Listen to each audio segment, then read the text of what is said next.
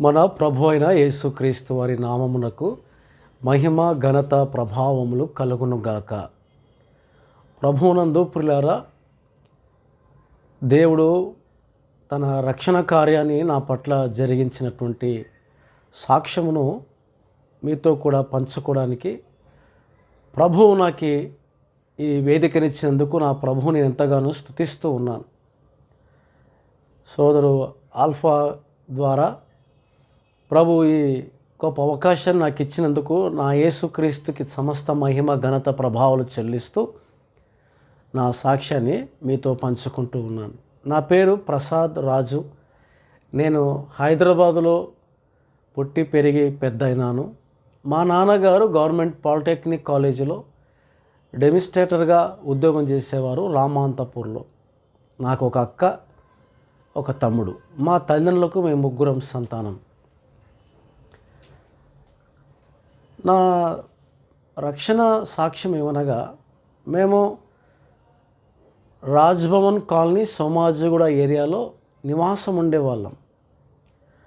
నాకు నా ఊహ తెలిసినప్పటి నుంచి ఒక మనిషి, ఆకాశం ఎత్తు ఉండే మనిషి నన్ను చంపడానికి అప్పుడప్పుడు అమావాస్య నాడున లేక ఏదో సందర్భంలో కలలో పడేవాడు. నేను భయపడి నిద్రలో లేవడం, బయటికి వెళ్ళిపోవడం జరిగేది. ఇది అప్పుడప్పుడు జరిగేది. ఇది మా తల్లి కూడా ఒక్కతే గమనించగలిగింది, ఎవరు గమనించలేకపోయారు. ఇదంతా ఒక ఎత్తు జరుగుతూ ఉన్నప్పుడు ప్రియులారా, నేను ఇవి పోవడానికి చాలా ప్రయత్నాలు చేశాను. అందులో కొన్ని ఏమిటనగా పూజలు చేయడం ప్రారంభించాను. వాస్తవానికి మాది నామకార్థ కుటుంబమే. నేను మాత్రం యేసుక్రీస్తు వారిని ఇష్టపడేవాడిని కాదు. నాకు తరచుగా ఇవి జరిగేవి. తర్వాత రాత్రైతే నేను చాలా భయపడిపోయేవాడిని. ఈ చెస్ట్ మీద, దొమ్మల మీద దురాత్మలు కూర్చొని నన్ను చాలా ఇబ్బంది పెట్టేవి. ఇవి నా జీవితంలో జరుగుతూ వచ్చినాయి. నేను ఇవి పోవడానికి చాలా ప్రయత్నాలు చేశాను. ఒక పూజారి దగ్గరికి వెళ్తే తను ఇలాగ పూజలు చేయాలా అన్నప్పుడు పూజలు చేయడం ప్రారంభించాను. నా వయసు అప్పుడు ఒక 10 సంవత్సరాల లోపే ఉంటుంది. ఇట్లా నేను చేస్తూ ఉన్నాను. నాకు ఈ మనిషి అలాగా రాత్రులలో కలలో వచ్చి నన్ను చంపడానికి వచ్చేవాడు.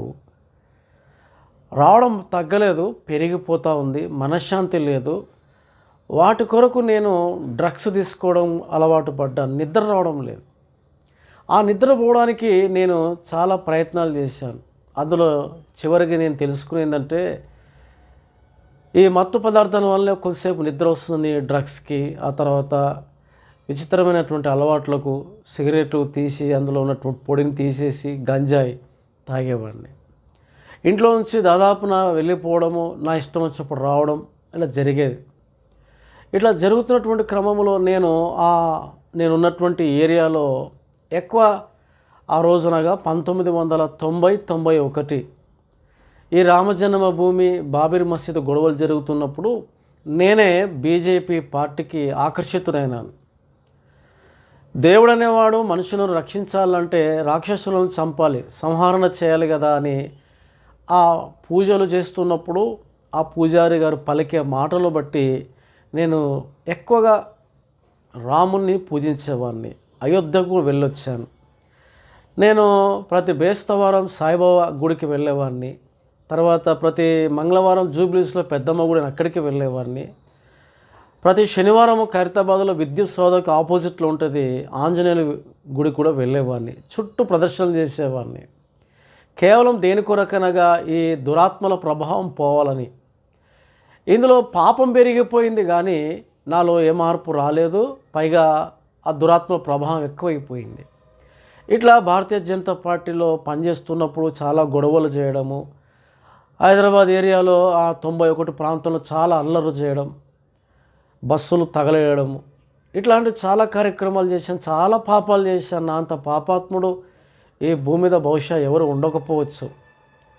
నేను చాలామంది ఆడపిల్లల జీవితాలను కూడా పాడు చేశాను. చిన్న చిన్న పిల్లల్ని నన్ను ఎన్కౌంటర్ చేసి చంపితే కూడా తప్పు కాదు.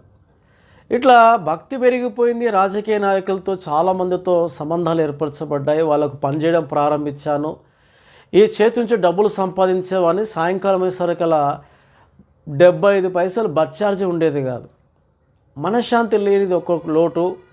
ఈ రాజకీయ పరంగా ఎక్కువ శత్రువులుగా ఏర్పరచడం, చాలామందిని కొట్టి ఒక 2 సార్లు పైగా జైలు జీవితాన్ని గడిపి ఈ పంజాగుట్ట ఏరియాలో, తర్వాతకి కుకట్పల్లి ఏరియాలో మెయిన్ రోడ్డు మీదనే బహుశా మరి నా మీద రౌడీ షీటర్ మరి ఉందో తీసి తెలియదు. అట్లా నేను చేసే నేరాలకు, నేను చేసే వాటికి నా మీద కొన్ని జరిగినాయి. ఈ విధంగా పార్టీలో బాగా పనిచేస్తూ నేను 94వ సంవత్సరంలో 10th క్లాస్ ఎగ్జామ్స్ రాసేటప్పుడు కూడా నేను రాముడి గురించే రాయడం జరిగింది 94లో. నేను ఎందుకు ఇవన్నీ మీకు తెలియపరుస్తున్నా అంటే, నేను హిందూయిజంని ఎక్కువ ప్రేమించినాను. హిందువుగా జీవించాలి, హిందువుగా మరణించాలనే సిద్ధాంతం కలిగిన వాడిని. ఈ హిందుత్వం కొరకు ముస్లిమ్స్ని చాలామందిని గాయపరిచినాను, కొట్టాను. చచ్చిపోయినారేమో అనుకుని వాళ్ళు వదిలేసి వెళ్ళిపోయిన రోజులు కూడా ఉన్నాయి. నన్ను ఎవరు గుర్తుపట్టలేరు. ఇలాంటి కార్యక్రమాలు, ఇలాంటి పాపము చేస్తూ నేను నా కుటుంబానికి దూరం అయిపోయాను. చివరికి దేవుడు అంటే కూడా నేను యేసుక్రీస్తు వారిని హింసించడం, భక్తులను, దేవుని దాసులు, పాస్టర్స్ని, సభలు జరిగితే రాళ్ళు కూడా విసరము జరిగింది. ఎవరైనా ఆ మీటింగ్స్కి వెళ్ళొస్తుంటే కూడా వాళ్ళని చాలా టార్చర్ పెట్టేవాడిని. ఈ విధంగా మీ దేవుడు యేసుక్రీస్తు వారు శిలువలో ఉండి ఏం రక్షిస్తాడు? రాముడు చూడు, బాణం బట్టి కొట్టి చంపుతాడు. రక్షించేవాడు, చంపేవాడు దేవుడు, కానీ శిలువలో చచ్చిపోతే దేవుడు ఎందుకు వెళ్తాడు అని ఇలాగా వాదోపదాలు పెట్టుకునేవాడిని. మత్తు పదార్థాలకి అలవాటు పడిపోయినాను. గుడంబ, కళ్ళు, కోటర్ 3 కలిపి తాగితే కానీ నాకు నిద్ర వచ్చేది కాదు. నిద్రపోవడానికి నేను కొండల ప్రాంతంలో వెళ్ళేవాడిని. జగద్గిరి గుట్ట అనే ఏరియాలో పెద్ద పెద్ద కొండలుంటే అక్కడికి వెళ్ళి రాత్రి ఎప్పుడో 2-3 గంటలకు నిద్రపోయేవాడిని. ఉదయం వేస్తేనే మళ్ళా మెలకు వస్తే భయం ఏర్పడేది. నన్ను చంపాలని చాలామంది ప్రయత్నం చేసేవాళ్ళు. నేను ఎవరికీ దొరకలేదు. ఇది ఒక గర్వం. కానీ ఒకరోజు మా నాయకుడు ఒక పార్టీలో నుంచి ఇంకొక పార్టీలోకి జాయిన్ అవుతూ ఉన్నాడు. ఆయన పలానా ప్రముఖ వ్యక్తి. ఆయనతో పాటు పెద్ద ఊరేగింపులో పాల్గొన్నాం. ఇక్కడ నుండి ఆ పార్టీ ఆఫీస్ వరకు, అనగా కుకట్పల్లి ఏరియా నుండి. ఆ రోజంతా జరిగిన తర్వాత బాగా మత్తులో ఉన్నాను. మా ఇంటికి ఒక్కరిని నేను నడుచుకుంటూ వెళ్ళిపోతూ ఉన్నాను. నేను ఎవరిని నమ్మను. నా సేఫ్ నేనే చూసుకుంటా. ఎప్పుడు నా దగ్గర కొన్ని ఆయుధాలు ఉండేవి. ఆ ఆయుధాలను నమ్ముకునేవాడిని. నేను పడుకున్నా నా పక్కనే పెట్టుకుని పడుకునేవాడిని ఒకవేళ నిద్ర వస్తే.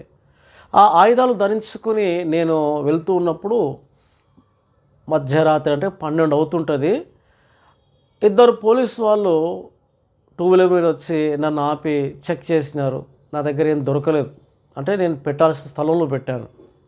ఆ తర్వాత నన్ను పోలీస్ స్టేషన్ పోదామని చెప్పి కుక్కట్పల్లి పోలీస్ స్టేషన్కి తీసుకుని వెళ్ళారు.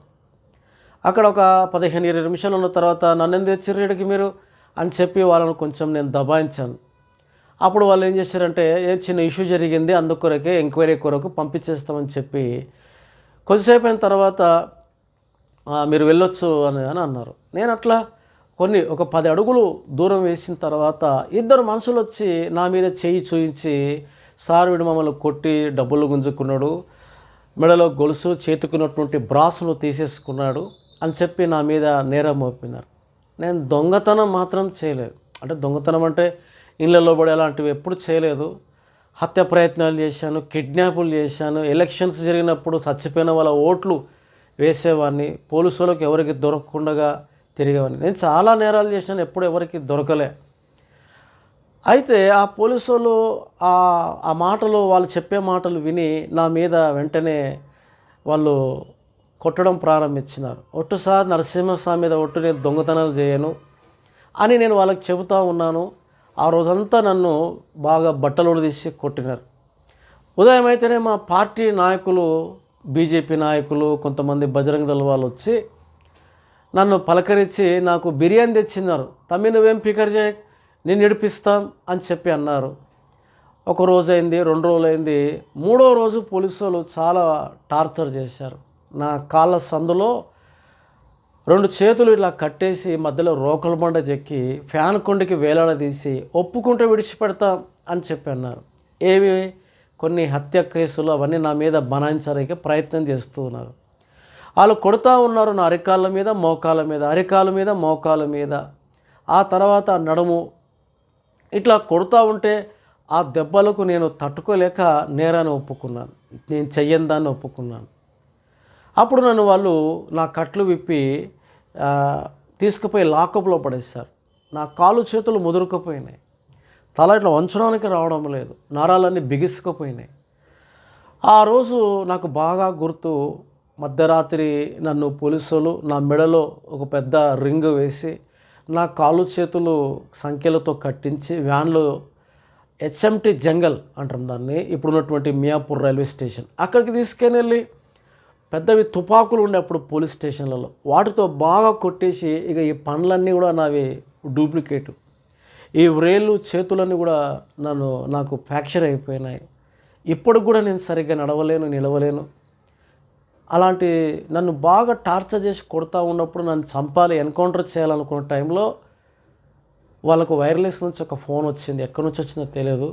మళ్ళీ తీసుకొచ్చి నన్ను ఆ లాకప్లో పడేశారు. నాకు బాగా గుర్తుంది. అప్పుడు నేను కొలిచిన దేవి దేవతలను, 3 దేవతలను అడిగాను, నేను మీకోసం ఇంత పూజించినాను, భక్తి చేసినాను, ఇట్లా అరకతిపురంలో చేతులు తిప్పేవాడిని, ఒంటికాల మీద తపస్సు చేశాను, షిరిడీకి అయ్యప్ప స్వామి మాల ఇలాంటివన్నీ ధరించుకొని నేను మీకోసం భక్తిగా ఉన్నాను కదా, నన్ను విడిపించండి అని చెప్పి నేను 3 దేవతలను, నేను పూజించిన ఆరాధించిన వారిని, నా గడ్డము వెంట్రుకలిచ్చిన నరసింహస్వామిని, ఎల్లమ్మని, ఆంజనేయుల్ని, సాయిబాబాను, దర్గాలను కూడా మొక్కేవాడిని. కానీ యేసుప్రభుని ఎన్నడూ కూడా నేను మొక్కింది లేదు. ఇలాగా దేవి దేవతలు అడుగుతున్నప్పుడు నన్ను పూటకొచ్చి పోలీసులు ఇంట్రాగేషన్ చేయడం, కొట్టడం, నన్ను పనికి రాకుండా చేశారు. ఒక మాట చెప్పాలంటే నా అంత టార్చర్ ఎవరికి కాకూడదని నేను ప్రార్థన చేస్తూ ఉంటాను. అంత టార్చర్ చేశారు. వాళ్ళ మూత్రం దాగిపించారు. ఇంకా చాలా ఉన్నాయి, అవన్నీ చెప్పడానికి వల్లపడదు. అలాంటి టైంలో మా అమ్మ, తమ్ముడు, అక్క, నా స్నేహితులు, మా 2 చిన్నాన్నలు, మా బస్తీవాసులందరూ వచ్చి నన్ను చూసిపోయారు, కానీ నన్ను ఎవరు బయటికి తీసుకొని రాలేకపోయారు. అప్పుడు నాకు ఐడియా ఏమొచ్చిందంటే, ఎవడు దేవుడు వాడే నన్ను రక్షించాలా అని నా మనసులో అనుకుంటున్నప్పుడు యేసుక్రీస్తును గురించినటువంటి ఆ సిలువ మీద ఉన్న యేసుక్రీస్తు నా కంటికి కనిపించినట్లుగా, అంటే నా ఎదురుగా ఉన్నట్టుగా నాకు అనిపించింది. అరే ఈయన వచ్చిండేమి అని నా మనసులో అనుకొని, యేసు ప్రభువా నిజంగా దేవునివైతే దిగిరావయా, దిగొచ్చి నన్ను విడిపి నా మీద రౌడీ షీటర్ కేసులేమీ లేకుండా చేయి, చచ్చిపోయేంత వరకు నేను నిన్నే పూజిస్తాను అని నా మనసులో అట్లా అనుకున్నాను. అంతే. 2 గంటల వ్యవధిలో 2 మనుషులు వచ్చి నన్ను అలా తొంగి చూసి అక్కడ ఉన్నటువంటి వాళ్ళతో ఏం మాట్లాడినారో, ఎన్ని పైసలు ఇచ్చారో నాకు తెలియదు, నా దగ్గరకు వచ్చి బట్టలు ఇచ్చారు. నాకు వేసుకోవడానికి రావడం లేదు. నేను ఎక్కువ జీన్స్ ప్యాంట్లు, టీషర్ట్లు వేసుకునేవాడిని. వాళ్ళే నాకు బట్టలు వేసి నన్ను 2 చేతులు పట్టుకొని, భుజాలు పట్టుకొని ఆ పోలీస్ స్టేషన్ మెట్లు దింపి ఇక నుంచి మంచి బతుకు అని అన్నారు. వారిద్దరు కూడా దేవుని దాసులు. దేవునికి స్తోత్రం కలుగునుగాక, హల్లెలూయా. అట్లా నేను అనగా జైల్లో నుంచి రక్షించబడ్డ, లాకప్లో నుంచి బయటకు వచ్చాను. కానీ నాకు తాగితే కానీ నేను స్టాండర్డ్గా ఉండేవాడిని కాదు. నేను రోజు ఉదయమే గుడంబ తాగేవాడిని. RX 100 యమహా మెకానిక్ని, ప్యాట్నీ మోటార్స్లో చిన్న మెకానిక్గా వర్క్ చేసేవాడిని. మందిరానికి వెళ్తున్నాను కానీ మద్యం సేవించేవాడిని. మా పాస్టర్ గారు మా ఇంటికి వచ్చారు ఒకసారి. వచ్చి నాకు ఒక వాక్యం చెప్పారు. ఆదికాండం 19వ అధ్యాయం 26వ వచనం చదువు అని అన్నాడు. నేను చదువుతున్నా. లోతు భార్య వెనకకు తిరిగి చూచి ఉప్పు స్తంభమాయను అని ఉంది. వెంటనే మా పాస్టర్ గారు నా మీద చేయి చూయించి, నీ మీద ఇన్వెస్టిగేషన్ జరిగితే పోలీసు వాళ్ళకు నేను సాక్ష్యం భయాన్నిచ్చినా, నువ్వు మారిపోయినా మంచిగా ఉన్నావని, నువ్వు మళ్ళా వెనకకి తిరిగి చూస్తే నీ జీవితం ఉప్పు స్తంభం అయిపోతుంది, జాగ్రత్త అని మా దేవుని దాసులు నన్ను హెచ్చరిస్తే, నేను చలికాలం చెమటలు పట్టాయి. నాకు బాగా గుర్తు. అది అక్టోబర్ మాసం అనుకుంటా. అప్పుడు నేను యేసుప్రభుని మళ్ళీ అడిగిన, యేసుప్రభువా లాకప్లో నుంచి విడిపించినావు, నాకు చాలా సాయం చేసినావు. ఎవరు మా పార్టీ వాళ్ళు బీజేపీ లీడర్లు ఎవరు లేని చేయలేకపోయినారు. ఎందుకో నేను తాగలేక ఉండలేకపోతున్నా. మందన దూరం చేయి, లేకపోతే నన్నన తీసుకుపో అని నా మనసులో అట్లా అనుకున్నా. అట్లా అనుకొని ఆ అక్టోబర్ 1997 నేటి వరకు 2024 వరకు దాని జోలికి వెళ్ళలేదు. నేను యేసుక్రీస్తు వారిని నా సొంత రక్షకుని అంగీకరించి ఒక్కసారే నా పాపములన్నీ విడిచిపెట్టేశాను. గుట్కాలు తిని పండ్లను బొక్కలు పడ్డాయి. ఈ సైడ్ అంతా నాకు పండ్లు కూడా లేవు. అన్నీ ఒకేసారి వదిలేసి బైబిల్ వాక్యం చదువుతూ ఉంటే నా జీవితం సరిచేయబడి, హెచ్చరించబడి, దిద్దుకోవడం జరుగుతూ ఉంది. నేటికి కూడా నేను దేవుని వాక్యం చేత హెచ్చరించబడి నడిపించబడుతూ ఉన్నాను. బైబిల్ వాక్యం నా జీవితాన్ని ప్రభు దగ్గరికి నడిపించింది. పిల్లారా, ఇది నేను ఎవరిని విమర్శ చేయడానికి ఈ వేదికని ఎంచుకోలేదు, కానీ నా కొరకు రక్తం గార్చి ప్రాణం పెట్టిన ప్రభు అయిన యేసుక్రీస్తు వారు ఒక్కరే దేవుడని నేను రుచి చూసి తెలుసుకున్నాను. ఇంకా చాలా విషయాలు ఉన్నాయి, అవన్నీ కొన్ని చెప్పడానికి వీలు కాదు. యేసుక్రీస్తే మార్గము, సత్యము, జీవమని నేను తెలుసుకున్నాను. నేను బోనాల పండగ చేసేటప్పుడు ఒక కోడిని నేనే ఎల్లమ్మకు కోసేవాడిని, బలి ఇచ్చేవాడిని. 2 రూపాయలు ఇస్తే 1 రూపాయి నేను తీసుకొని 1 రూపాయి గుడికి ఇచ్చేవాడిని. ఈ దేవి దేవతలు రక్తం అడిగినారు, సారాయి అడిగినారు, కుత్కలు విసికేవాళ్ళు. ఇట్లా రాత్రులలో వచ్చి నన్ను, మాకు మందు పోయలేదేమరా అని. కానీ ఈ యేసుప్రభు వారు నా కొరకు రక్తం గార్చి ప్రాణం పెట్టినారు. నా కోసమే కాదు, ఎబ్రీ పత్రిక 2వ అధ్యాయం 9వ వచనం ప్రకారం యేసుక్రీస్తు ప్రతి మనుషుని కొరకు మరణమును అనుభవించను అని వ్రాయబడి ఉంది. పిల్లారా, యోహాను పత్రిక 2వ అధ్యాయం 2వ వచనంలో ఆయన మాకు మాత్రమే కాదు సర్వలోకానికి శాంతికరమై ఉన్నాడు. నేను శాంతిగా ఉన్నా, నెమ్మదిగా ఉన్నా. నాకు 26 సంవత్సరాలు అయింది. ఆ ఆకాశం ఎత్తు మనిషి నా కలలో రావడం లేదు. నా చెస్ట్ మీద దురాత్మలు కూర్చొని గొంతు విసకడం కానీ జరిగేది కాదు. ఒకప్పుడు నేను పడుకుంటే నా చుట్టూ ఆడోళ్ళు నడిచేవాళ్ళు, నాకు మాత్రమే కనబడేవాళ్ళు. వాళ్ళ స్వరం వినబడేది, వాళ్ళ కాళ్ళ చేతులకు గజ్జల శబ్దాలు వచ్చేవి, అని నవ్వేవాళ్ళు. అలాంటివి ఏవి కూడా రాకుండా 26 సంవత్సరాలు అయింది. నేను నెమ్మదిగా ఉన్నాను, మనశ్శాంతి కలిగి ఉన్నాను. నాకు 12 ఏళ్ల వయసులో ఒక కేసు చేస్తే 2 లక్షల రూపాయలు నాకు ఇచ్చారు. అన్ని డబ్బులు వస్తే నెమ్మది లేదు, కానీ నా పాపాలు ఒప్పుకొని విడిచిపెట్టేస్తే నాకు దేవుడు నెమ్మది ఇచ్చినాడు, ప్రశాంతత ఇచ్చినాడు. నేను నా కుటుంబం నెమ్మదిగా ఉన్నాం. నాకు వివాహమై 26 సంవత్సరాలు అవుతా ఉంది, 25 సంవత్సరాలు. నాకు 2 ఆడపిల్లలు, ఒక పాప రాయలసీమ కాలేజీలో పీజీ ఫైనల్ సెమి రాస్తూ ఉంది. ఇంకొక పాప చైతన్య కాలేజీలో 2nd ఇయర్ చదువుతూ ఉంది. నాకు చిన్నగా దేవుడు 3 సంఘాలు ఇచ్చాడు. మన తెలంగాణ ప్రాంతంలోనే పరిచర్య చేస్తూ జోగులాంబ గద్వాల జిల్లాలో ఉన్నాను. ఇట్లా నేను యేసు ప్రభు వారిని నా సొంత రక్షకునిగా అంగీకరించినాను. దయచేసి యేసు ప్రభు వారు నిజమైన దేవుడు, ఆయన నమ్ముకోవాల్సిందిగా.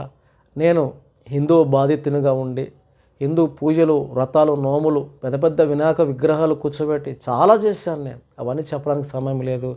ఎన్ని చేసినా నాకు అప్పులు ఎక్కువైపోయినాయి, నా డబ్బులు అయిపోయినాయి, మనశ్శాంతి పోయింది. కానీ ఎప్పుడైతే నా పాపాలు ఒప్పుకొని విడిచిపెట్టినానో నాకు నెమ్మది వచ్చింది. ఆ నెమ్మది మీరు పొందుకోవాలని చూస్తున్నటువంటి వారందరినీ కూడా ప్రభుపేట మనవి చేస్తున్నాను. బలవంతం కాదు ఇది, వినండి, బైబిల్ చదవండి, సత్యాన్ని గ్రహించండి. ప్రభు మిమ్మల్ని రక్షించి దీవించునుగాక. ఆమెన్.